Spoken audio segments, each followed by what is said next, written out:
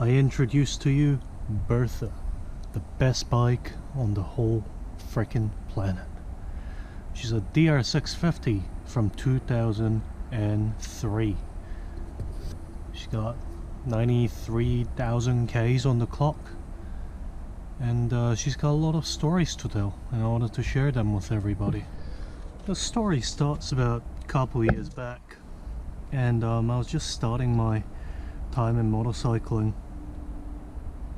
I had an SR 400 back then, leaked oil, kickstart only, you know, a man's kind of bike. But I was getting really into moto camping and doing lots of rides, off-road and gravel. I wanted something a little bigger, so I scoured Trade Me. I found her. It was a German fellow down in Napier, Hastings, who had Bertha before me, and he told me that he was only getting rid of her because he got a DRZ 400 instead. Figured, selling for a genuine reason, that's always a good thing. So I took a bus down there, 6 AM, packed my bags, filled it with you know, mechanics tools, a compression tester even, took my helmet, took my jacket, and it was like a 5 or 6 hour journey. Once I got there, sitting in a garage, battery needed charging, that's fine, and he bump started it for me down his driveway, and I fell in love with it straight away. So I did a couple cursory things, took them down a couple $100. I was a good gent about it, and I think I paid a total of $3,200 for it, which is a great price for a bike this size in New Zealand, even if she was a bit old. But that's fine though, it's not like I was gonna get a better deal. This was the cheapest one, had the most accessories, and she ran fine, didn't have any issues I could find. Compression test came back really nicely at 120 psi, which is about right after the decompression lever does its thing when you try and start it up. So I handed him the cash. I stayed in Napier for a day. I was already sick, so I went straight to a backpackers, and then the next morning at about 7 I left. It was raining the whole day. It was Sunday. I had to be back at work on Monday, so I had to get back. And back then I didn't have a single waterproof gear, so I just rode for 4 or 5 hours in the wet. Stopped a couple times at a gas station just to warm my hands up. And that was my first adventure with her, and I'll never forget it. I was so cautious that with the throttle, because I thought, okay, I've gone up 250 cc's. I'm gonna make some bonehead mistake, and I think I did most of the journey at or below the speed limit, which is pretty unheard of, and especially in some parts of New Zealand I was driving by. And ever since then, she's been with me to pretty much every corner of far north, probably even pretty much every corner of Auckland, and been in a couple crashes, layovers. She chugs along, nothing wrong with her, and it's the best commute bike that I reckon anybody could ask for. I don't own a car. She takes me everywhere. And her and that green bag. I think I've carried a 30 pack of beer on the back of this thing, you know? It does everything. Alright, so here's a couple things that the previous owner that I know has been done. Airbox is bigger, it's been rejetted. This is a GSXR muffler 1000 and a custom mid pipe, as well as the seat. It is sort of ripping right now, so I gotta repair that at some point. And the NSU screw, of course. If you know anything about these bikes, that's gotta be done. And honestly, it keeps up on roads with anybody with 1000cc, anybody with more cylinders than me. Granted, I get a bit of the wobbles at 120 k's an hour, but hey, the front tire is only rated for that exact k's, so it's not that big of a surprise. Alright, so here's a couple other things that's happened to this bike. I put these side case covers on.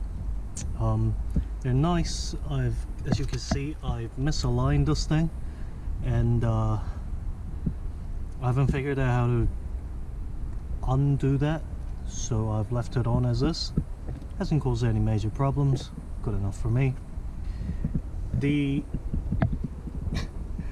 plug hole, so that's the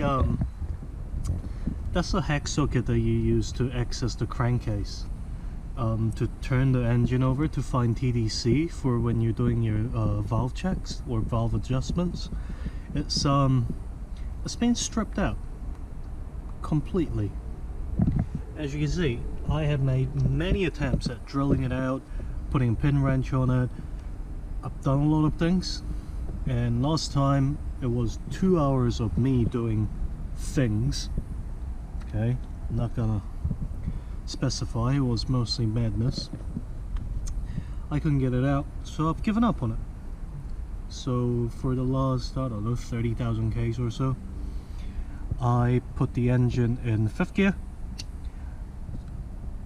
put the rear wheel up off the ground, and just turn the rear wheel until you get to TDC. Good enough for me. Chain needs a bit of oiling, I see. There's also 2 holes in this cover case, down here and I believe up here. Those have been plugged with some metal putty and hasn't leaked too much. You can see a little bit of oil leaking there. I think that's actually got to do with the that plug more than the holes, because I've done a pretty decent job covering those 2 up. I've got a aftermarket Cush Drive sprocket carrier on my bike.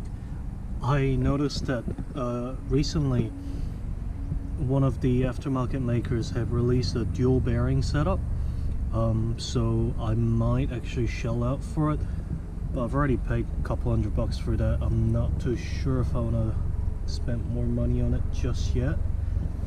There's also polyurethane rubbers in there, and the reason for that is because of this. So about 4 hours into a away from the home journey, I get a weird feeling on my rear wheel. It's making a weird clunk clunk noise. I'm thinking to myself, oh, it's probably just something. So I just keep going, and then my rear wheel locks up, and luckily I was at low speeds. But that's my old sprocket carrier. The bearings failed on that one, and I should have known, because when I was giving it throttle, it was whiplashing pretty badly. If you can get a look in there, see if I can get a light in there real quick. There, there's a ball bearing lodged in there. That's actually, this part is actually the bearing race that's been friction welded into the aluminium hub. So yeah, after that I had to get my swing arm welded back up and have that ground down and machined, buy a new sprocket carrier, put a new axle in and things like that. But the bike survives, and to this day it runs pretty decently. You may have also noticed there's some discs sitting in the garage. These are new ones, front and rear. Turns out you don't brake that well when they wear past their wear limits. I've just recently put a new stator in. Here's the old one. Let me get a light on it. And you can see there, right there, one of the coils have burned out. I noticed that when it burned through 2 batteries. It's a couple $100, and one was a really good one too. Anyways, so I did a bit of investigation, took some measurements. Come on, buddy.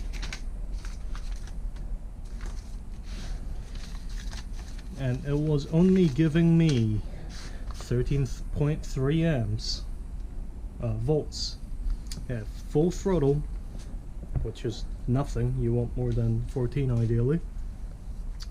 And the regulator rectifier was giving me consistent results. The stator, look at that, 40, 34 seems about right, 15.7. And so that's resistance as well as so that's resistance measured from the stator side, and that's measured from the regulator rectifier side, and that's the that's the ground short. So I had no ground short, but clearly one of the coils were burnt up, and my bike was just not getting enough juice, and it burned up 2 bloody good batteries. In terms of other fixes, as you can see, I've got some red paint on the frame. The reason for that is that's where your boots grip when you are riding, and my boots had forcefully evicted most of the good paint, this grey stuff. So I figured one day, we're in lockdown, I had nothing better to do, so I grabbed a wire wheel, and the only enamel paint I had was red, so I painted it red. I see that it's holding up very well with all those little cracks. But there's rust pretty much everywhere on the frame. Like, go ho ho. Especially the head stem area. Yeah.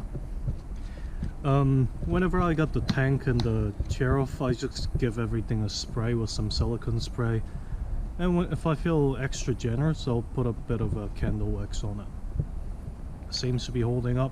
Didn't have any problems with the last warrant, so good enough for me. There's some couple other DIY mods. So this was bent and welded, as you can see. I'm not a great welder, but it's held up so far, so I'll see how long that lasts me. These are basically pannier supports slash rear crash guards. DRs have a welded on subframe, so you want to try and protect it if you can. I left the grab bars on, they come in very handy. And these are rubber door stops. And the reason they're there, so you can lean back on them when you're riding standing up. I believe desert racers use those, something similar, probably not door stoppers, and probably matching colors. I mostly use those when I'm on the highway and my ass hurts. Somehow the front and both front and rear brake blinkers are still stock. These have been braced professionally by me, and yes, there is an ice cream stick, and yes, they do all work. I had this little fender eliminator that the previous owner put on. I put a light on it that actually got killed from the vibration. Apparently trailer lights do not last, so I put a LED one on, and that has actually lasted a lot better. LEDs don't really have moving components, or components that can move. The whole thing's epoxy done. In terms of other electrics, as you can see, I've got a USB power socket in there that powers my GPS. I've also got a tachometer here. I've only recently put that in to diagnose some heating issues I've had with the engine. I think the engine was running a little lean. I think it's supposed to turn off when the bike's not running, but it hasn't, so I gotta figure that out. Oh, and when I chucked that new stator in, I put in a 250 watt stator instead of the 200 watt the Suzuki normally comes with. 250 watt ones actually, I think I got it cheaper shipping it from Aussie than I would have gotten a stock OEM 200 watt stator buying one from the New Zealand dealers.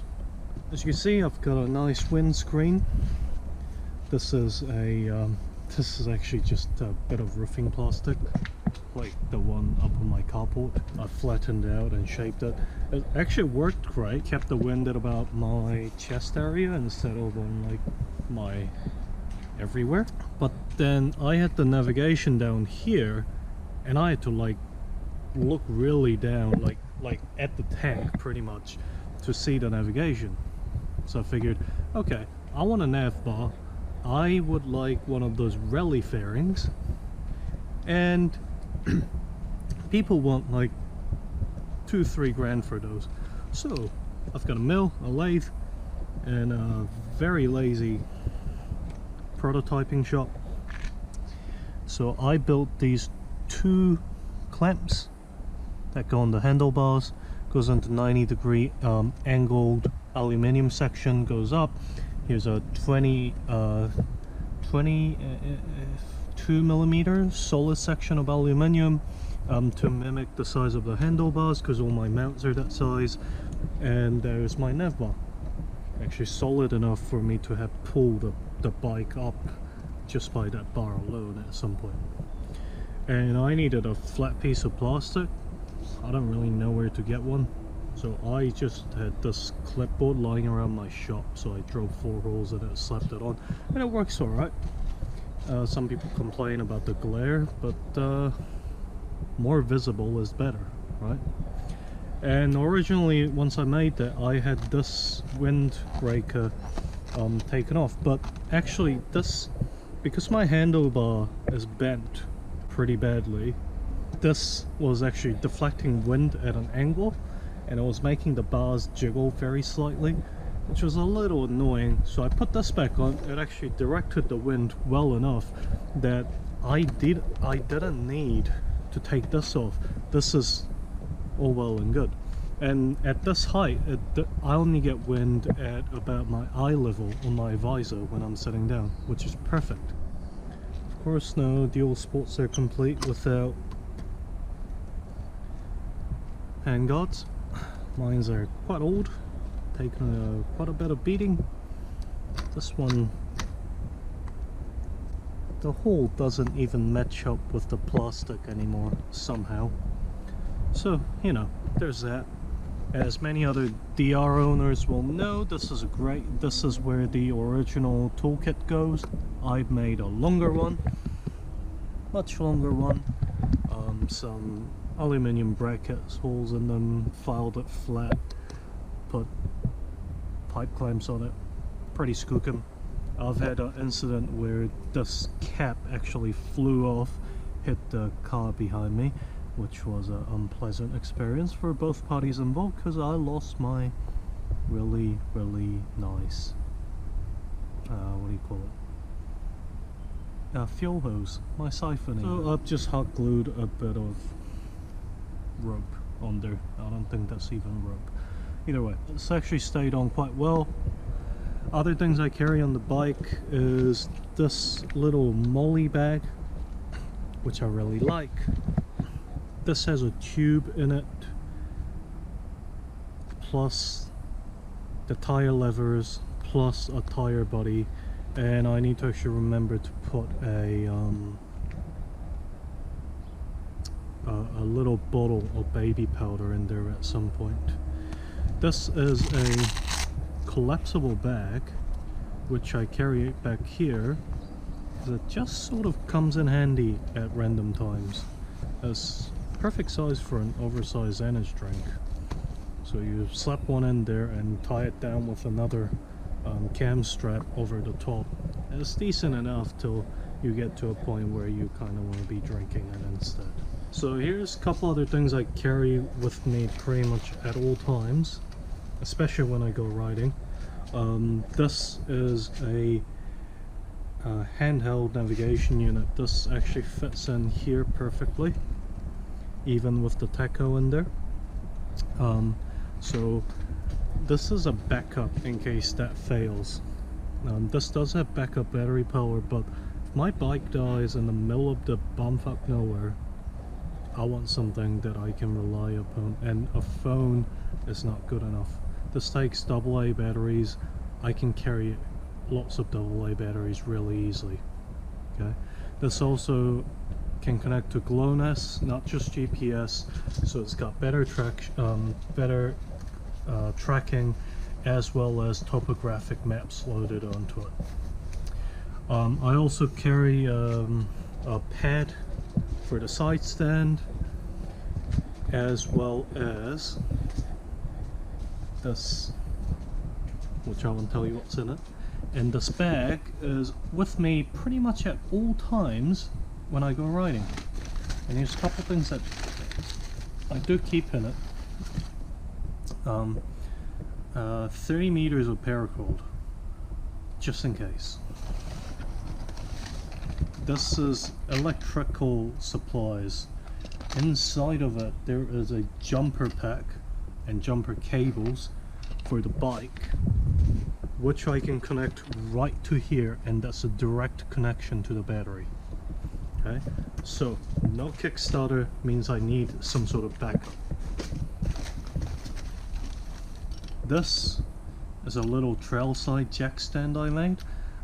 Very easy to use. Just take the two bolts out, slide the inside tube out, and then just shove the whole thing under the feet, and blammo, you've got your rear wheel off the ground for anything.